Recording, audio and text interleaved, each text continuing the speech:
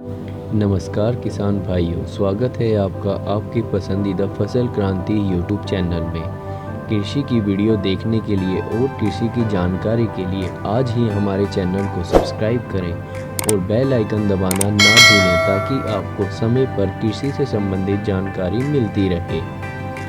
किन्नू एक ऐसी फसल है जिसकी खेती हर क्षेत्र में आसानी से की जाती है।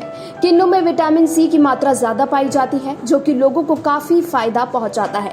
इसका सेवन करने से आपके शरीर में खून बढ़ता है और हड्डियां मजबूत होती हैं। पहले जहां पंजाब, हिमाचल प्रदेश आदि जैसे राज्यों में किन्नू की खेती की जाती थी, तो अब अन्य राज्यों जैसे यूपी में जमकर इसकी खेती हो रही है। साइट्रस की उत्पत्ति दक्षिण पूर्व एशिया में हुई है। इसमें किन्नू, संतरा और नींबू शामिल हैं। किन्नू पंजाब की प्रमुख फसल है। किन्नू की खेती पूरे उत्तर भारत में की जाती है। भारत में केले और आम के बाद साइट्रस तीसरी सबसे बड़ी फसल है।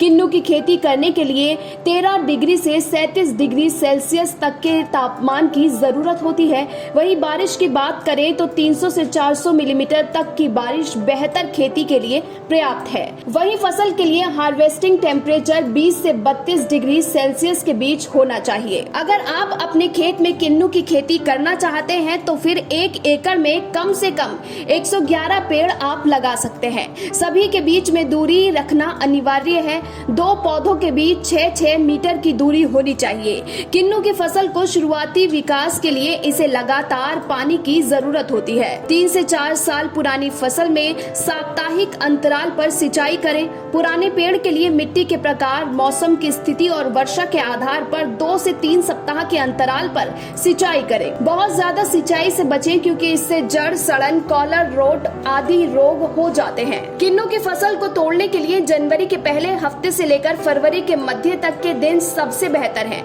खेत से इन फसलों को तोड़ने के लिए आपको डंडी की जरूरत पड़ेगी। इसके अलावा कैंची की मदद से भी फल की तोड़ाई कर सकते हैं। बस ध्यान रखना चाहिए कि फलों की तोड़ाई के दौरान किन्नू को नुकसान नहीं पहुंचे।